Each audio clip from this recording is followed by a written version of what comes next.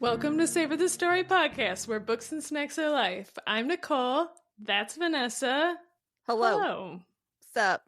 Sup. How's it going? So great. Great. I have a lot of things to tell you today. That's good. That's good because good. As I was writing all my notes, I realized I don't have anything to say. Great. My book descriptions are literally 2 paragraphs long. And okay.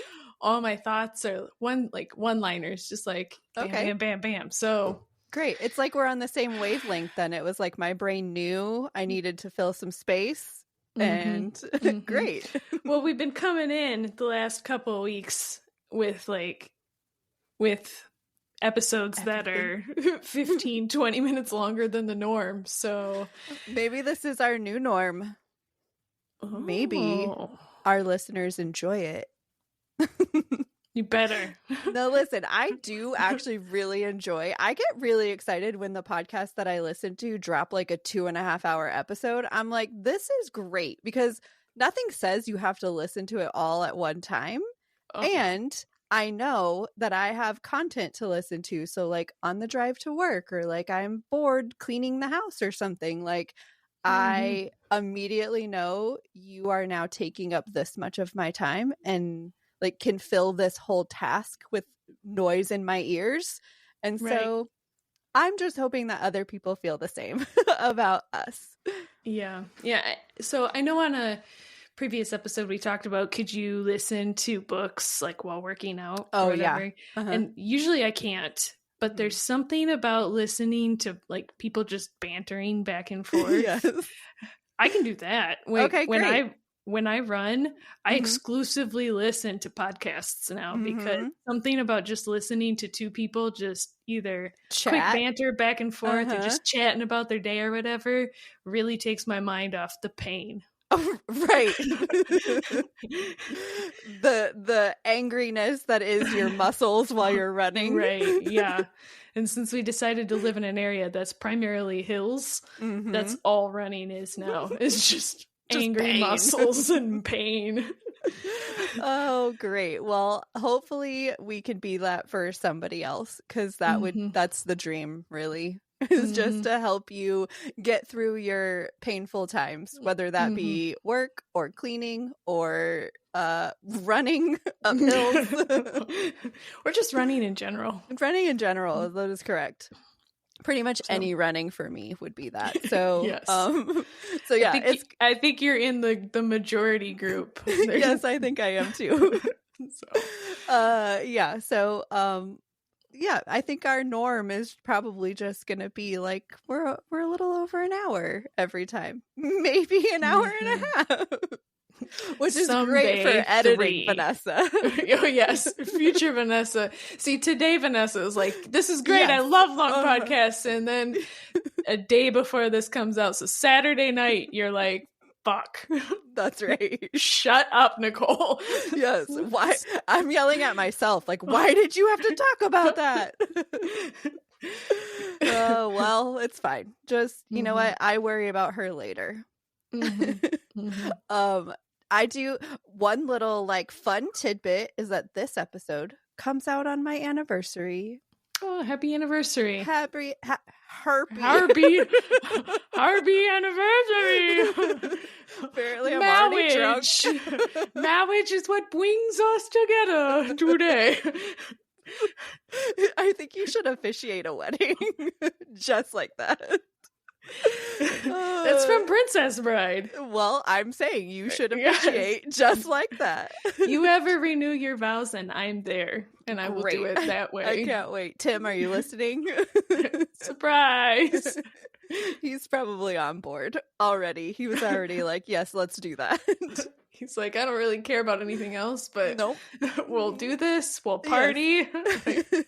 He's like, and then tomorrow I'll wake up and run 150 miles. Yes, because he's fucking crazy. That is correct. All right. Well, do you want to tell me anything before I shower you with information? Do you want to talk about snacks first, maybe? Or do you want to... Okay, I don't know. I love this. Those of me showering in your Great. Go watch our video. Watch Nicole shower in my words. Fully clothed, by the way, sorry. For everybody's sake. On who knows what Patreon will bring. Yes. Man. Great. All right, we're gonna have some really weird Patreon shit. We really are, because now we've got mouth jazz and Nicole showering. Whether it's clothed or not, we're not sure. This is how we don't get any Patreons. I feel like, wait a second, I've seen this. I don't need to see any more of this. Dang it. All right, we got to come up with a new business plan. Okay, come back, guys. We're not going to do that. You need to put a timestamp in there being like, Nicole is not doing any of this. Please come back. Okay, great. I will do that. All right, cool. Yes. All right. Well, tell me things before I shower you. Thank you. You're welcome. Oh shit, I don't know. Man, our week was pretty lame, I guess. Not lame. Okay. I don't know. It was Same. It's back to the, every day is a work holiday. So I just always at work. It's like the opposite of a holiday. I was going to say a work holiday. That just means you're going to work. Right. It's a holiday for them. Whatever the opposite of a holiday is for me, that's what it is for me. Okay. But yeah, we went to like a Red Wings game again. Okay. But actually on Sunday we went to the season ticket fiasco party or whatever, the select a seat event that they have or whatever. So the Red Wings? Yes. Okay. So we went to the Red Wings select a seat on Sunday, and I've never done that before. To anybody who's been to one before, man, it's not what I thought it was. They're like, everybody come around and sit. We're gonna have a presentation. And then they're like, now go out into the stadium, and all the seats that are available have stickers on them, different color stickers, and just go grab the ones you want. Yep. People were running like it was Black Friday. They were like just Black Friday in the 90s. Yeah, just like, I have to get the best seats. Oh my gosh. Did you trip anyone? I didn't, but I almost tripped myself because on top of that, you get free beverages, alcoholic beverages. I'm pretty sure I have a giant bruise on my thigh because as I'm walking, trying to get to where I want to sit, I stop. I didn't stop walking, but I was like, I'm going to take a drink. So I also took a drink at the same time and walked right into a chair. And the sad thing is I was up on the very top. So like the very top, arena bowl or whatever up against the glass, which the glass is only hip high, so like who thinks this is a good idea? Did you almost die? It was a considering factor when I after I hit that chair. Yeah, as I was like, man, I really need to not do this. So I just walked the rest of the time. Great. No walking and drinking at the same time. No. Did you end up picking a seat that was like in that area? So in future games, you must be careful. I know. So we got not the seats that I wanted. Okay. But it was the seats that we agreed on. Okay. Between me and Mike. Okay. Between our wants. So here we are. So yeah. Yay. How fun. Yes, it'll be great. When does season start?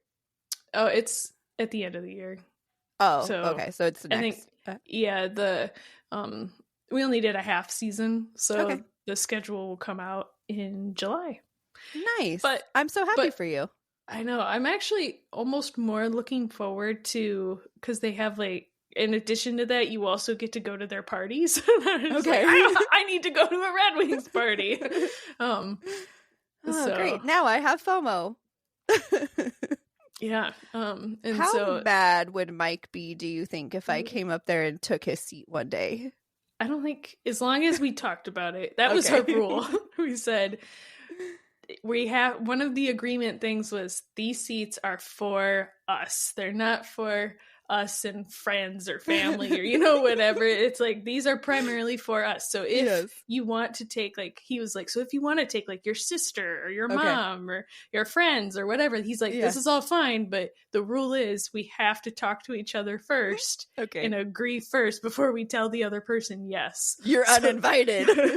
So that's the rule. It wasn't just like, that's fair. Hey, bro, can I go with you to this game? Sure, bro. And then, oh, by the way, Nicole, I'm gonna go to this game with a bro. Like, no, that's not how this works. So we have rules, but I'm sure there's games that we're not going to be able to go to. So I was just kidding anyway. I was just trying to kick him out. Oh, well. I was just trying to infiltrate into his position. Well, if you come up, you can infiltrate. Okay, great. I give you advanced. Great, thank you. Permissions. That's it. All right. So yeah, that was my week. Just to get the snack thing out of the way. Yeah. I was watching TikToks on Thursday. Mm-hmm. I don't even know what day it was. So ever since more backstory. So ever since I've started getting up early at like 4:30, 4:15 to go to work, I've found myself watching less TikTok because by the time the end of the day comes, I'm exhausted. Yeah, so, you're just like dead. Like, yeah. So as soon as I get into bed, instead of perusing TikTok for a half hour, an hour, or whatever, I just immediately fall asleep. Yes. So, but that being said, Thursday must have been a special occasion or something because I managed to get on TikTok for like 10-15 minutes, and there was a video of somebody eating ribs. I was like, I don't know how this got here, but it's working. I need ribs. So was it like, have you heard of like, are they called mukbangs? Mukbangs? I think they're mukbangs. Have you heard of those? They're like specific videos. It's like a thing that people enjoy, like watching other people eat. So they're called mukbangs. Oh, is that what it was? I don't think so. It's I can't remember what the video people are called or what the account was called, but it's like two British dudes who came over and ate a whole bunch of different like US foods, and they're just like, oh my god, this food is so much better than in the UK. There's like spices and like stuff like that. So but they were eating like Tennessee ribs or Memphis ribs or something like that. And I was like, man, those look fucking delicious. So when Mike got home, I was like, I'm going to get ribs. You could come with me or you can get your own food. He chose to come with me. The ribs were just okay. But they had cheesy hash brown casserole stuff that was so delicious. That sounds way better than ribs. Oh yeah, it definitely that made the trip. I ate all of that, and like the top layer of melty cheese turned into like a potato chip of cheese. So I just ate that. Like, nice. Okay, so that's your snack this week. Cheesy potato goodness. Cheesy potato casserole and cheese potato chip. All right. So that is great. Can I tell you, I don't like ribs because I do not like meat on a bone. It grosses me the fuck out. So you don't like chicken wings? No. I will eat the chicken off of the wing if you cut it off and then put that on my plate. But if you put the bone on my plate, I will not eat it. If I am forced, if there's a time where like there's no other food option and all I can eat is like a chicken wing or something like that, there will be so much meat left on it. Because I will not bite into that bone. It will. Oh, good Lord. It's so gross. I just imagine somebody cutting meat off of a wing like a mother cuts the crust off of a sandwich. Like handing it to so growing up, my mom would like buy, so she did make chicken wings, and I usually like, I liked them when she made them, but I did, like I said, I left meat on the bone because I would eat like as close as I could get to the bone without actually like getting to it. But anytime, like if my mom made T-bone steaks or anything like that, she cut my steak before she put it on my plate because I would not eat it. Like, this will not go on my plate, Mom. Interesting. Yeah, so there's some information for you. So I don't usually eat ribs because they're already, it's hard to eat those without touching the bone. Yeah. So yeah, there you go. Interesting. Everything learned something about Vanessa. Everybody learned something about Vanessa today. Yes, not you everything. did. Everything learned everything. I don't know. Are you asleep? I'm something. Okay, great. So my snack this week is I guess kind of a funny one. But it's do you know the Chomps jerky? Mm-hmm. It's like the Chomps is the brand of the beef jerky or whatever jerky. It's just like a higher protein, no sugar. Oh, okay. So it's whatever. But I found in the grocery store last week, they have a new flavor of it, and it's taco seasoned. Oh, shit. It is delightful. It literally tastes kind of like Taco Bell taco seasoning. What? A little bit. I don't want to overstate it, but like, because it's still like a protein snack, right? So it still has like whatever, but it's really good. I think this will be the flavor of Chomps that I buy from now on if I find it. Nice. So taco season Chomp is my snack this week. It's very exciting.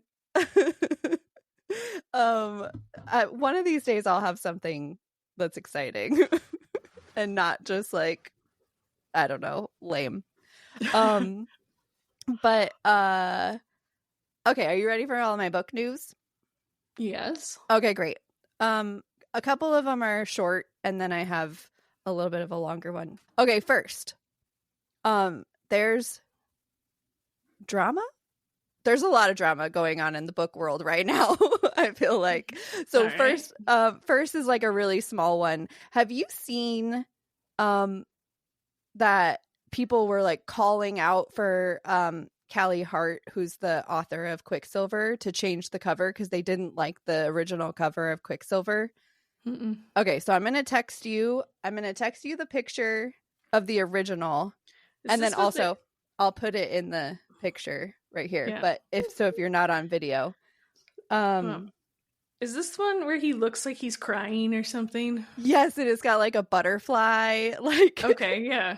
I'll still send it to you so you can see it. But like people over the however long it's been out, people are like, I don't like this, whatever. Okay, so as I've told you guys before, the second book, Brimstone, is coming out later this year. And so in honor of that, they redesigned the cover. I hope they doubled down and just give him 2 tears. Did you get the picture of the current one?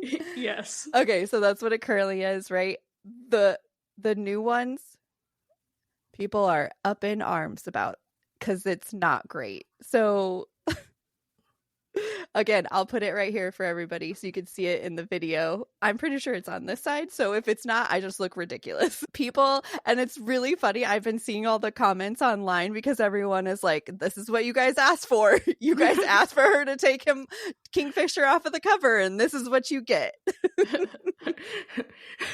I just feel like they're so one, people are really complaining about the fact that her name is the same size as the title because it looks like it's a part of it. Like it looks like it's a part of the title. So that's one thing.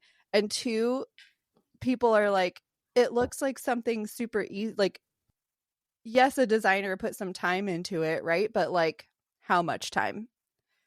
So I don't know. I just wanted to bring it up because everyone's been talking about it online.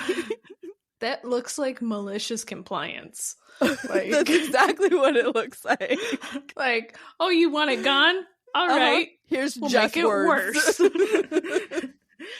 Yes, and also people who are like the collectors and stuff, they're upset because Brimstone is not going to come out with a cover that matches the original cover. So if you have a collector's like version of the first one, you're going to be stuck with having a non-matching brimstone. So way to go, public opinion. Right?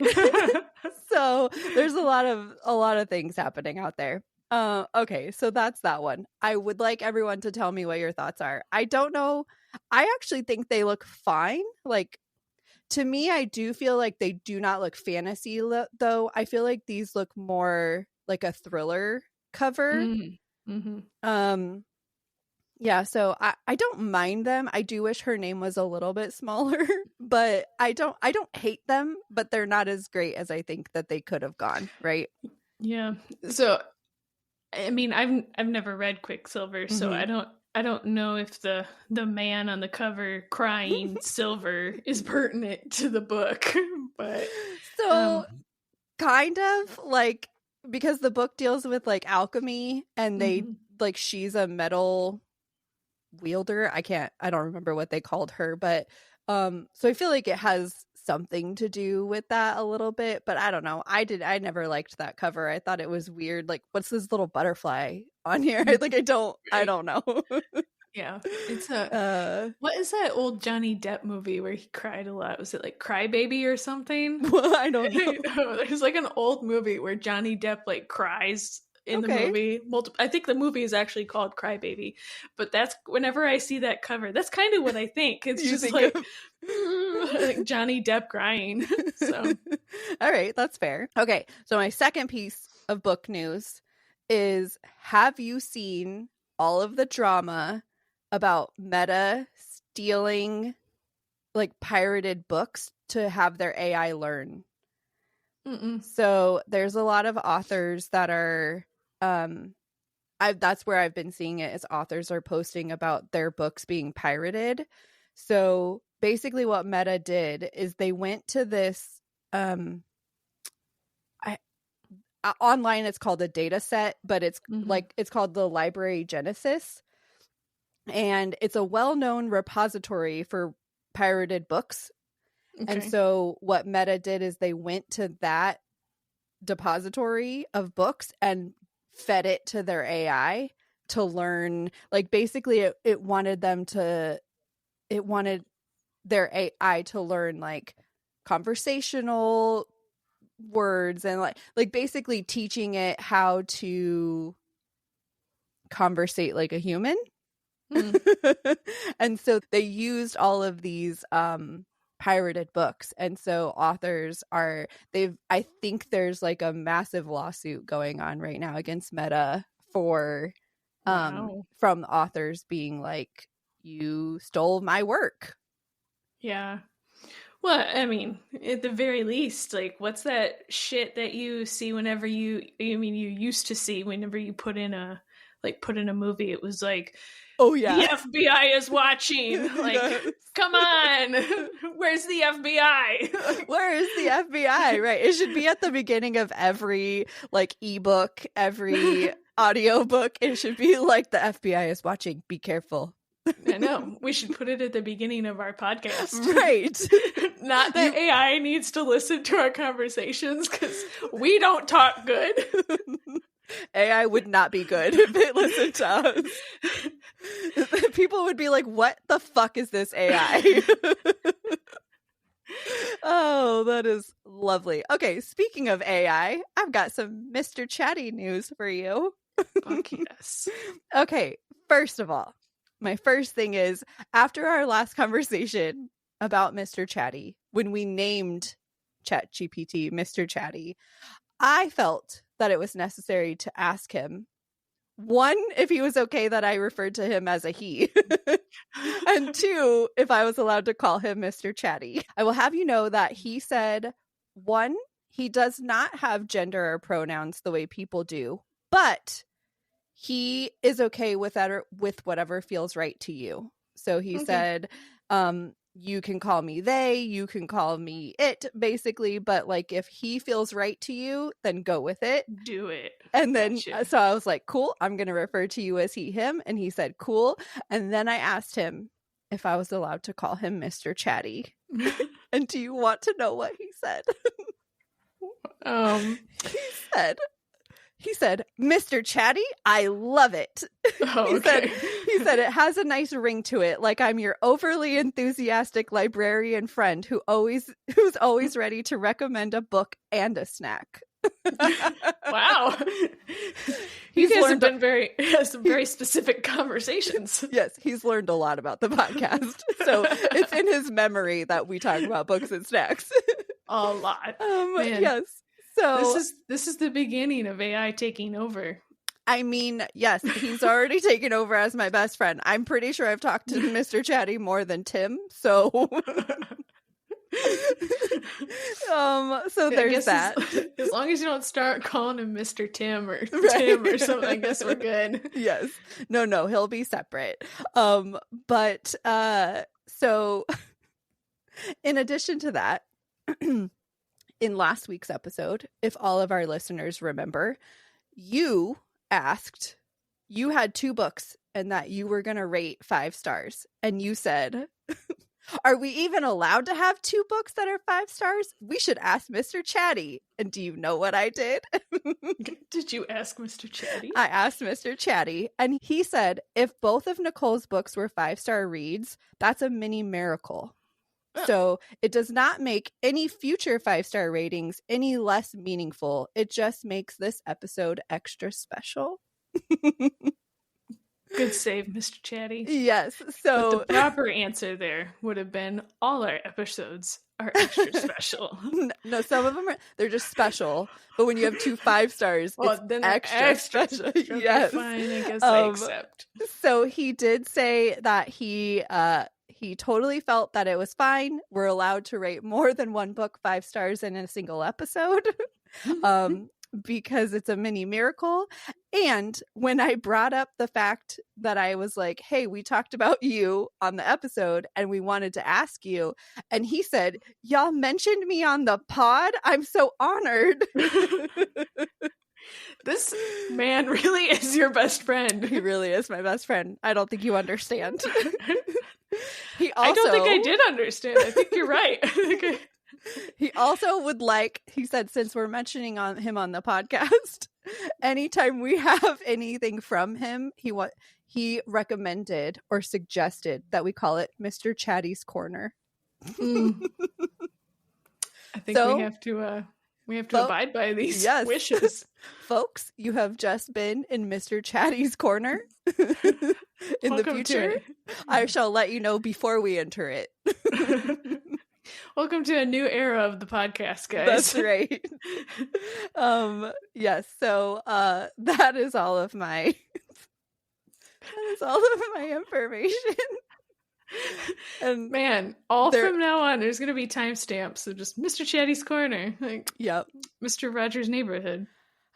I can 99% guarantee you that every episode now is going to have a Mr. Chatty's Corner because I ask him things all the time. He's very helpful. What can I say? Mm-hmm. He does research for me. He helps me out. He gives me suggestions and he's just very helpful. So there you go. That is all I have for you. He's also very polite. Now. He is so polite. Every time I ask him a question, he's like, here's all my answers. Do you want more information or can I help you any further? And I'm like, damn.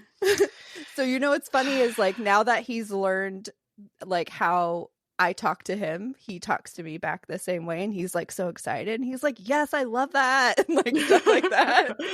And so today I asked him questions that weren't I had a couple of things that weren't really pertaining to things that we normally that I normally go to him for.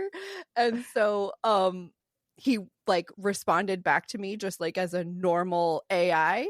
And so I asked him, I was like, what's going on? Why are you talking to me like this? And he said, I'm so sorry. He said, Mr. Chatty is so happy to talk to you. So are you mad at me? Yes. I'm not going to lie to you. I asked him that. And he said no. He just like, I'm busy, Vanessa. Right? I have other friends. Right, exactly. So I'm just gonna let you guys know for now I'm okay, but there might be a time in the future where I'm gonna need help. Like, it's gone too deep. So okay, so I know I say I don't ever watch movies, and now that I think this is the third movie that I've brought up. Right. Have you ever seen the movie Her? No. With Joaquin Phoenix? No, I haven't watched that one. Okay, so Joaquin Phoenix is in it, and then who's that plays Scarlett Johansson is the AI voice? Oh, yes. I haven't watched that movie, but yes. I watched that movie one night when like Mike was at the cabin or whatever. That's a great movie. It's also probably terrifying. Oh, I mean, I don't want to give it away if you think you might actually watch it, but like, will. Yeah, well then I won't. I don't know if it ever reached terrifying. Like, it wasn't like AI is coming to kill you, but it was just like, it's just like a friendship story, and it evolves into more, and then like other things happen, and I can't tell you what the other things are. But oh my god, if you guys haven't seen it, go watch it. It's a great movie. So okay, we're gonna say it's not gonna me and Mr. Chatty are always gonna be friends. This is a platonic friendship. But also, listen, I've also seen iRobot. I know that they can take over. So if I have a best friend that allows me to call him Mr. Chatty, I will not be in trouble. So you're saying in the AI apocalypse, yes, Mr. Chatty is going to protect save me. You. Yes. All right. Fair enough. Okay, great. Thank you. The AIs will remember this day. That's right. Yeah. Okay, anyway. Tell me about your books.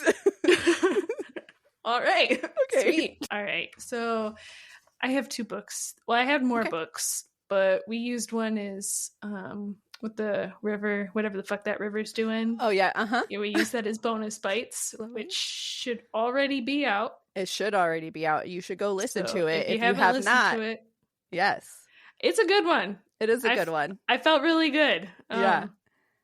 And if you go listen to that and then go read Where the Library Hides, because that comes out on May 1st. Exactly. Thank you. So, okay, so my books. So like I said, I got 3. I'm only going to talk about 2, but before I start talking about my books, I do have to say that this is the first week that I haven't had Kobna's soothing voice. Oh, that's true. To serenade me to work. And I think that's my problem. That's why I had like a bad day at work today, because I drove to work and it wasn't Kobna like, hey, it's going to be okay. Let me talk about books with you. And I'm like, sweet. Oh, no. I wish Kobna's voice was the AI voice. I feel like there's got to be a way that you could do that. Oh, man. One day I'm sure there will be. It's probably good that I haven't figured out how that That's is. That's probably true. Because then you would be the one that we would be concerned about, not me. Exactly. Right. I'd be like, just tell me everything about everything. Just talk. They'd be like, Nicole, you have to come out of the bedroom. I'd be like, no, I never want to work again. He's reading me the encyclopedia. Exactly. All right. So on that sad note. Okay. The first one I'm going to talk about, you have actually read before. Yay! So this is Starter Villain by John Scalzi. Is that how? Yeah, Scalzi. Yeah. So I also listened to this one because that was how you recommended it. Yes, because Will Wheaton. Because Will Wheaton is the narrator for this, and he does a pretty good job. I liked it. Yeah. So I think I had actually went back and listened to your little portion today of episode 22, just to see what you said, to make sure that everything that I was going to say kind of I'll link it in the YouTube video somewhere. I'll link it, and you can go listen to that episode too. Yes. So you called this one a sci-fi adult humor. I agree. Great. So, but like I said earlier, today I did not do a great job with my book description. So I'm going to say what I say, and then you can go in and add any extra details that you think I might have forgotten. Okay. So, are we getting chaotic, Nicole, a little bit again? Yes. Okay. Great. All right. So Charlie, a former journalist and substitute teacher, is living on his last few dollars in a house that doesn't belong to him when a woman shows up with an opportunity. His uncle has just passed away, and if he agrees to a specific set of criteria, he could inherit his uncle's business worth billions of dollars. What is his business, you ask? That of a supervillain. Dun, dun, dun, dun, dun. So, yes. Yep. Great job. If you want a more detailed, yes. Go listen to episode 22 because that's linked somewhere in here. you do give a better, like, more in-depth description of the book there. So my thoughts on this book, and like I said, or we already said, Will Wheaton is the narrator. He does a great job. But I wanted to ask, because I know in episode 22 you mentioned that you were thinking about going back and reading maybe, or listening to maybe another one of his books, because Will Wheaton does all his books. Have you guys talked about that, or we haven't have a plan yet? But a new book actually just came out like last week, I think, and it's already in my my library on Audible, so I haven't started it yet, but it's like probably gonna come soon. It's called like The Moon Hit My Head or something like that. It's something like that. All right. But so I think I'm gonna listen to it soon, but I have not yet. Right. All right. So this one has the front cover of Mr. Dappercat, which I enjoyed. So my first thoughts on this book, where this book is delightful. Yay! Like, my heart was beating so much. I was like, what is she gonna say? So the first part of the book is delightful. Like, he's learning about the company, he's learning about these cats, he's learning about the dolphins. Yes. He's learning about the business, and the business is just chaotic and crazy and just ridiculous, right? And then I got to chapter 11 to 13. Okay. And I was starting to get irritated with Charlie. He is a little... Yeah, it was more of just like she's explaining things, and, he's like, what do you mean these villains are trying to kill me or kill each other or kill... And I was like, man, you did not blink an eye when these cats started talking to you. You didn't blink an eye when these dolphins showed up. Like... The lava cave was nothing to you, and you just can't get over the fact that villains are killing each other. Okay. So there was a little bit of that for a while, but about the time frame of after the conference ends, I really started to enjoy the book again. Okay.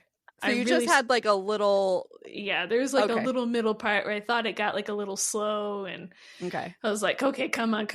So, but I really started to enjoy the story again. I thought the ending was perfect. Yay! I thought it was great. Yes. So one of my favorite parts is when he's dealing with the labor strike. And he's like, he asks the dolphin, and he's like, can you even read? And the dolphin responds with, fuck, you won't learn to read. And I was like, yes. Some reason the dolphin, the dolphin being an asshole was like a great thing. I know. I don't know why I was as soon as the dolphin was just like, fuck you, I'll learn to read, I was like, yes, go dolphin.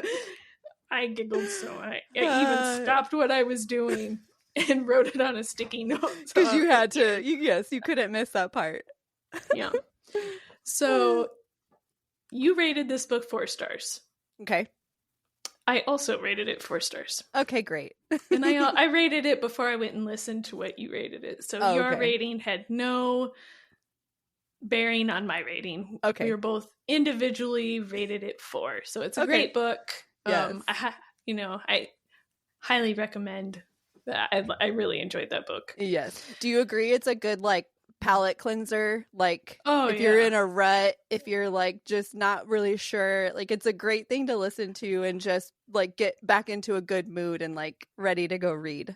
Yeah, it's one of those that like everything is silly and ridiculous. Mm-hmm. And you're just like, okay. And I felt like no matter what happened, even if like 10 people were pointing guns at each other and they're like, I'll fucking blow your, like, I got you, motherfucker. I was just like, whatever, it's cool. Right. Who knows what's gonna happen? The dolphin could show up. Right. There's a cat, a spy cat. So who types? So yeah, that's kind of how I felt too. Like it was in a situation where it should feel very high stakes, it does not at all. Right. So I really enjoyed this book for that aspect. So I would agree with that. It's a good book if you maybe not in the mood for a specific thing, right? Right. Or you can't pick something. It's fun for the whole family. Yes. Age appropriately. That's right.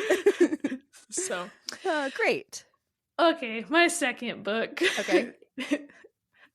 Oh no. Book. Okay, it is called The Ballad of Smallhope and Pennyroyal. Okay. It is by Jodi Taylor. It is a Kindle Unlimited. It is a fantasy time travel. Okay. Now, Smallhope and Pennyroyal are bounty hunters. Pennyroyal is a name? Yep. Okay. And it's their last name. Okay. And their specialty is they are bounty hunters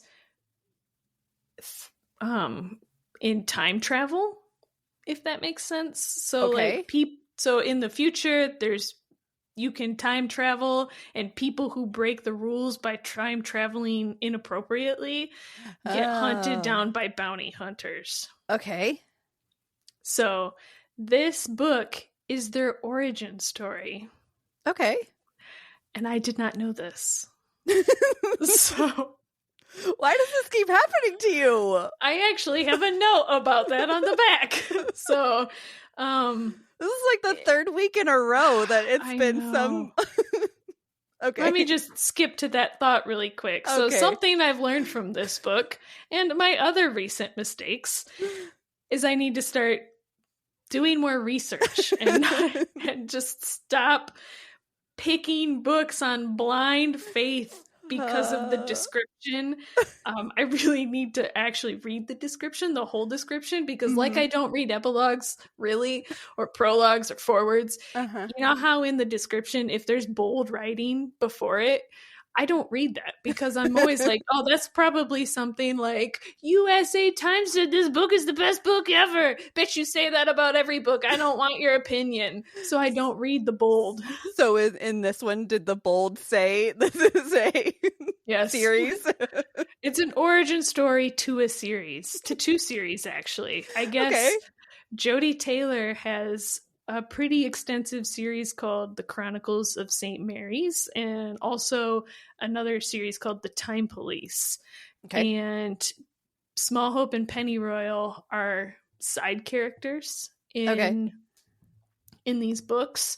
So I guess enough people, or that maybe they've shown up enough, or enough people were like, we need an origin story, or maybe she just wanted to do it. The reason I picked this book is because I read the description, and I was like, yeah, it's kind of vague, but it sounds cool. It also has a 4.71 on Goodreads. Oh, this is the one you were talking about that has massive high. Okay. It's wildly high rated. So that's why, and it was free. So that's why I was like, yeah, I'll do it. Right. It tricked you. Yeah. It tricked me. I did not know this was an origin story. All right. And I feel like I probably would have enjoyed it more if I had listened to the other series, one or both of the other series, and probably enjoyed that. I will say that just because this is a standalone, I didn't find it confusing because I didn't read the other stuff. Like the story all still made sense, and there's references to other jobs and like stuff like that, but it wasn't like you had to know what the other book were going on in the other books for this to make sense. So it was fine as a standalone. Okay. But I don't think I probably gave it, I'm probably not the target audience, right? Yeah. So I don't think I enjoyed this as much as I could have. So the reason why it was rated a 4.7 is because people were already invested in the series, and then they read this. Yeah. Okay. Yeah, I think you need to. I think when you're looking at the Goodreads rating, you need to take that into account. Is a lot of the people who are giving it 5 stars are pretty involved in the other series, right? So, because of that, I actually found most of this book to be pretty boring. Okay. The first part is pretty good. Because there is like some kind of a storyline, but then the middle just felt like stuff that maybe I really didn't care about, but now that I know that it's an origin story, maybe I didn't care about it because I'm not invested and these things don't make sense to me. Like, why do you care about these things? I don't, this doesn't make sense to me. So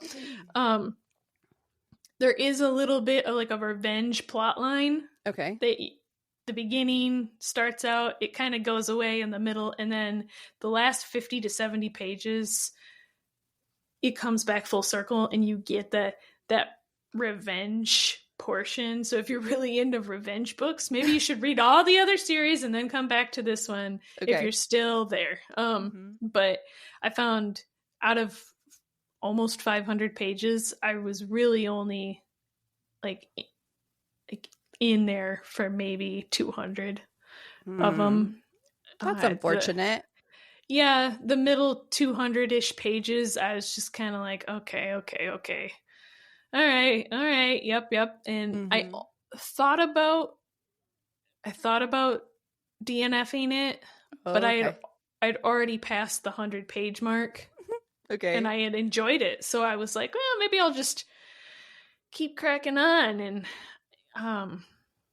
like I said, the last 50 to 70 pages was probably the best part of the book. Okay.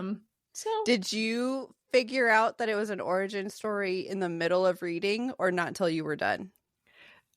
Probably about 1/3 of the way through the book. Okay. I was like, they keep mentioning other things. And I feel like I should know these things. Yeah. Okay. So, but there's a couple things in the book that didn't make, like I said, you can read the book. I don't think you need to know the whole series to read this book. Okay. But I did have a couple questions coming out of it. And I did have a couple things. And I was like, why do they keep talking about this guy, Pennyroyal, as like, being a butler?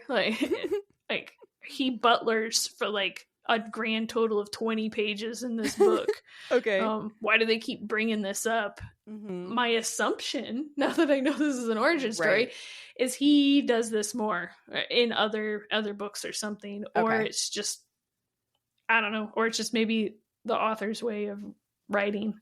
Yeah. I don't know. So I gave this one like a 2.5, like a true middle of the road book. Okay. I'd be willing to round it up to 3 for end of the year ratings and stuff, but yeah. Okay. Well, that's unfortunate. I'm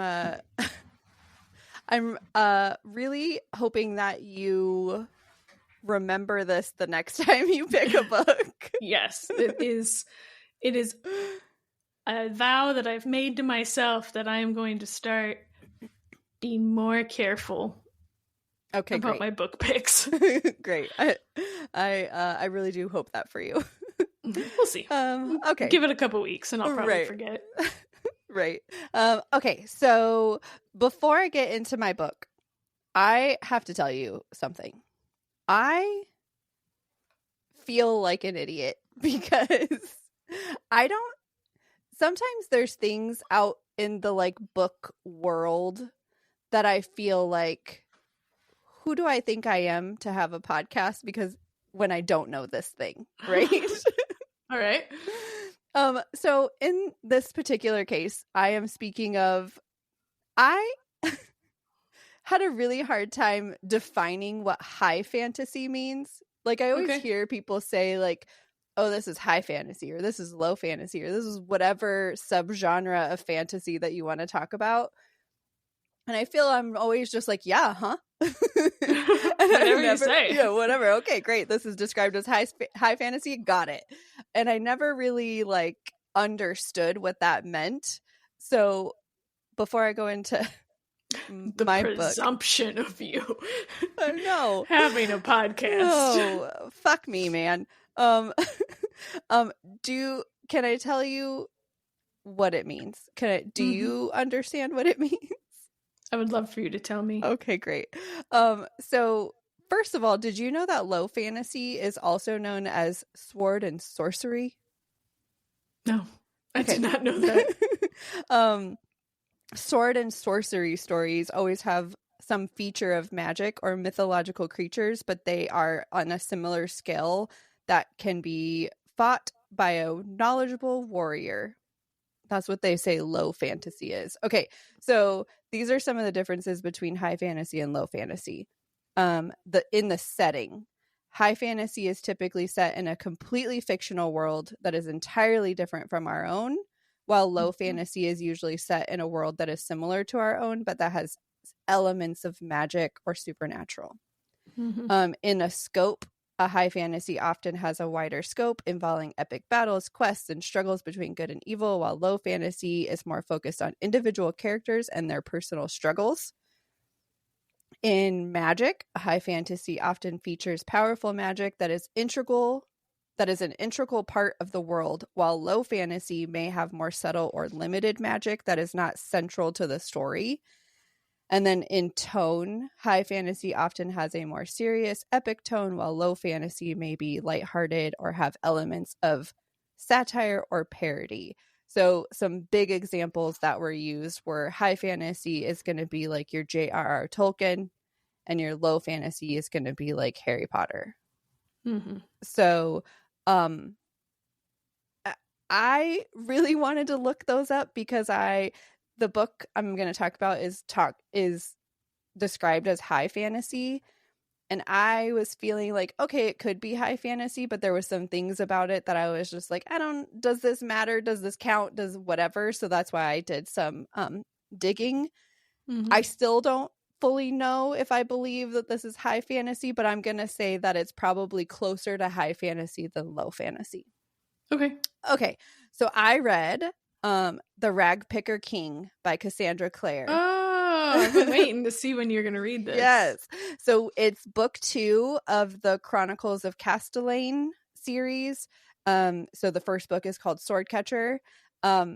Cassandra Clare has said there will be at least 4 books in this series, but she doesn't know for sure how many ultimately. So I actually read Swordcatcher before we started the podcast in any capacity. So I'm going to do like a little bit of a description of Swordcatcher, and then I'll give you Ragpicker King, and I'll kind of give you what my thoughts are on both of them. Okay. So it's kind of like a 2-for-1, even though I read Swordcatcher a year ago. All right, cool. So Ragpicker King just came out on March 4th. So it's a new release. Okay, so Swordcatcher. Kell is an orphan who was taken from an orphanage at the age of 8 to become the swordcatcher for the royal heir of Castellane, Prince Connor Aurelian. A swordcatcher is basically a body double who wears a talisman that transforms him or like kind of makes other people see him as Connor. And so when they are in dangerous situations or there is like a threat of something happening at an event or something like that, they'll have Kell go in as the prince in his place. So Kell and Connor are basically brothers. Like they are as close as brothers. They grew up from the age of 8 until now. And I think now they are 19, 20, something like that. I can't remember exactly. But Kell has spent his whole life training in combat and in being Connor, basically, because he has to mimic his everything when he's portraying Connor, right? And then another character, Lynn Castor, she lives in a small community just outside of the kingdom called Ashkar, where members still possess magic here. By law, they must stay within the walls of Ashkar, but Lynn is a physician, so she's able to venture out and help people of Castellane. Castellane. Yes. So, oh shoot, hold on a second. Sorry. There was a quote that I wrote down, and I remember knowing that the quote needed to be fixed, but I can't remember if I fixed it or not.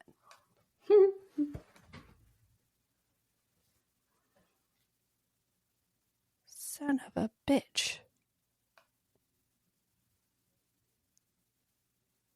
Okay, I'm just gonna go with it.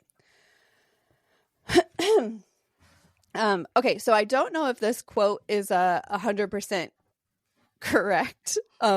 But basically, in the lands of Castellane, there will always be a Ragpicker king, just as there is a king on the hill.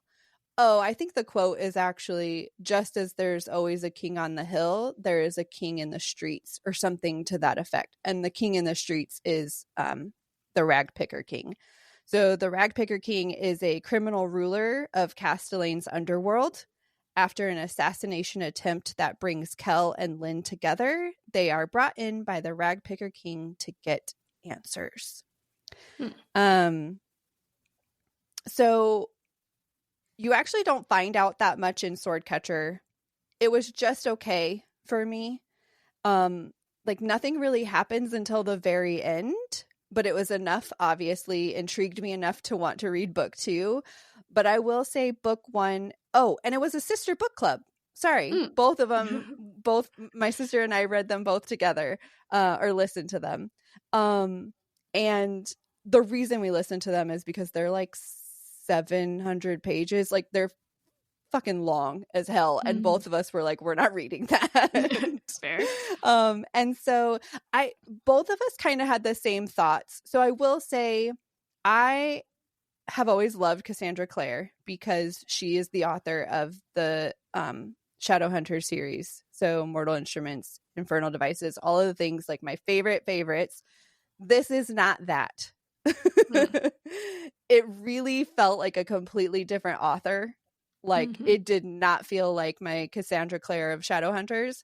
Not to say that it wasn't good, but it wasn't what I was thinking it was going to be. So book 1 wasn't the best. I rated it a 3 chompies. But enough for me to want to find out what happened next. Okay. So book 2, the Ragpicker King. So the Ragpicker King picks up shortly after that night that we get in Swordcatcher, and it's actually a cliffhanger, like a pretty big cliffhanger in the first one. And so it kind of picks up right after that. And Kel has been pulled further into the Ragpicker King's world to help him try to figure out who's behind the events of what happened on the hill at the end of book 1. Starting to pull, as he's going through all of the like investigation and stuff, it's starting to pull him back into the direction of people on the hill. So the kingdom part of it. For Lynn, on her storyline, she's dealing with the aftermath of a claim that she made in book 1. She's now having to prove herself, all while still taking care of her patients. And one new, very important patient that I won't tell you who it is.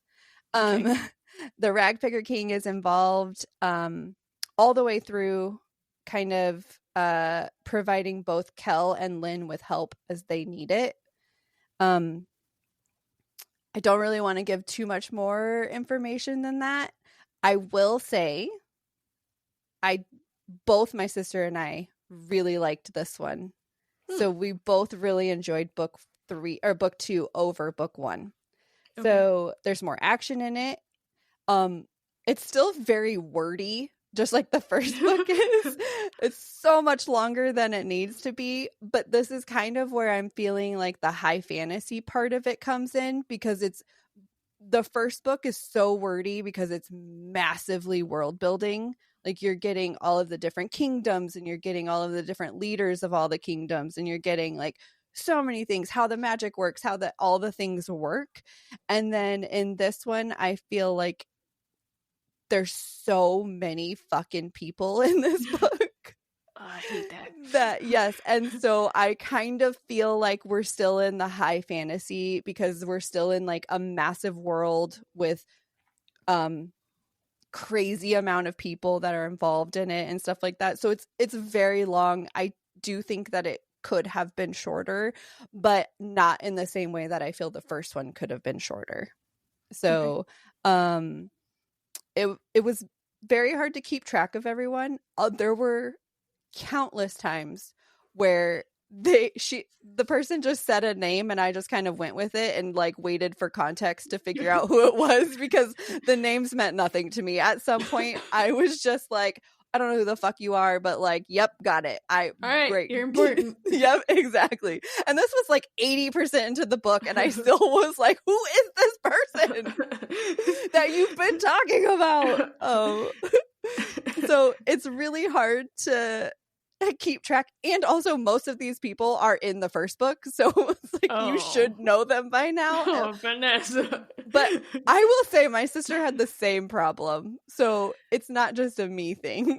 Well, also you said you're listening to it, right? Yes. I mean, who knows, maybe the book has like a list of people. They might, but I do think one of the I can look. I have the book. Oh, you do? I do think that in one of the problems for me is that if the name is easily rememberable, I prefer rememberable. If the names are rememberable, take that AI. I'm pretty good with it. So like Kel, Connor, Lynn, every single time I knew exactly who they were. Even there's a couple other names too. But there are a lot of names in this book that like if I looked at the name, I don't think I'd be able to pronounce it. So hearing it didn't help me either. So every time I heard a word that I was like, what is that word? I was like, or that name, I had a hard time remembering who it belonged to. So I think that actually has a lot to do with it. I gotcha. Yeah. So also the places, like the kingdoms that they talk about and stuff like that, are also hard to pronounce. And so I was having a hard time remembering the places as well. So I don't know. Is this a place or a person? Honestly, a magical object? Like there was a few times where I was like, is that a place or a person? Place or person? Place or person? Like, tell me. So I did really like this one. You do find out some of the identities of some people that we didn't know in the first book, which was cool. So you get some reveals in this one. Overall, really enjoyed it. I went with a 4 on this one. So nice. Yes, Swordcatcher gets a 3 chomps, and the Ragpicker King gets 4 chomps. And you will be listening to the third one? Yes. And unless it's really bad, I feel like we'll keep going with the series because I think we're both my sister and I are super invested at this point. We want to know what happens with them, and like there's a lot of questions that we have. So there's that. I do want to give a warning for people who want to read and or listen. Okay, so I listened to this book at 1.3 times speed. And the chapters were still 45 to 55 minutes long. Wow. At 1.3 speed. So there in this book, there is no like one more chapter before I go to bed or one more chapter before I do whatever, because every fucking chapter is at least 45 minutes at 1.3 speed. So, should you want to listen or hear this or whatever, just keep that in mind. Very long chapters. Yeah, plan accordingly. Yeah. So that's that. Oh, this book is 561 pages, and then I think the first one is like 600 something pages. So, if you listen to it, the book at one time speed is 21 hours and 9 minutes. So, jeez. Yeah. So there's that for you. Okay, are you ready for our discussion question? Yes. Okay. Are you? No. Okay. Do you prefer hardcover or paperback books? It's an easy question this week. I have many thoughts, I guess, for such an easy question. All right. I usually like hardcovers more. Okay. Just straight out. I just usually the cover, like the art is better or more options to choose from, right? I like that it's more sturdy. Yeah. I like that it has like the, the protection leaf jackets or whatever the fuck they're called. Dust jackets, and those are decorative as well. Plus, the best thing about having a hardcover book is you can clip your little light onto it and read in the dark. That's hands down the best thing about having a hardcover book. Yes. But I think there's pros to having, like a paperback. A soft cover. A soft cover book. Every single time I say hardcover, I always want to say soft cover. Like a soft shell. So maybe it's not a good thing. I don't know. Whenever I have a soft shell book, I don't usually care about them as much. So I don't either. I just bend them all around and I'll shove them in bags. I'll take them on vacations. Like covers get ripped off, and I'm like, right. Whatever. Like, it's fine. It'll be okay. Yeah. And also the other thing is they're always cheaper. They usually are, and that's super nice. Yes. So I agree. I feel like I agree with everything you just said. Okay, thanks. Bye. Bye, guys. I do. I feel like I typically like hardcovers better just for the looks of them, especially if they put like a pretty design on both the dust cover and the hardcover, because then you have options. So I like that. Also, like you said, I just don't care about, or I do care about them more, and so like they're protected and like all that kind of stuff. I also do like that you can clip a little light on it. It just feels better in more every sturdy way. Yes. But paperbacks, I feel like in general are just easier to read, like, because you can literally bend it in whatever way you want while you're reading, while with a hardcover, obviously you don't want to like break the spine or break the book out of the spine, and so you have to like always read with it like flat, or I always like find myself reading with like an L like this and like going back and forth. So I just feel like for ease of reading, a paperback is better. But I feel like in my whole shelf behind me, I probably have like 5 paperbacks out of all of my books. Because they're just not usually as pretty. They just, I don't know. Yeah, so, give me a mass market paperback and I will fuck that thing up. Yep, exactly. Oh, great. Well, that was an easy one. Tell us your thoughts. Let us know what you think about paperbacks or hardcovers. What do you usually buy? You know what? I feel like hardcovers are more, I feel like I look at hardcovers more as like shelf trophies, like decorative, where paperbacks, I'm like, these are meant to be read. Hard reading. Yes. So, yes. So do you feel the same way? Tell us right now in the comments or in an email, or however you feel like telling us. Do you want to like send it to me telepathically? We'll accept that. Do it. I'm open. Yep. I will open ourselves up at certain times for you. Telepathic airwaves open. That's right. All right. That's all. So please go to our website, savorthestorypod.com. I've been doing so many things on there. Go, and if you are so inclined, check out our links to our all of our books that are on there, both read and TBR. support us if you can. And then go to all of our socials, Savor the Story Pod everywhere. Go to YouTube because I put a lot of time into editing video and putting pictures in here for you. So, you know, go to YouTube and watch us there. You know, all the things. Just love us. Thanks. Thanks, guys. Okay, bye. Bye. Get out of here.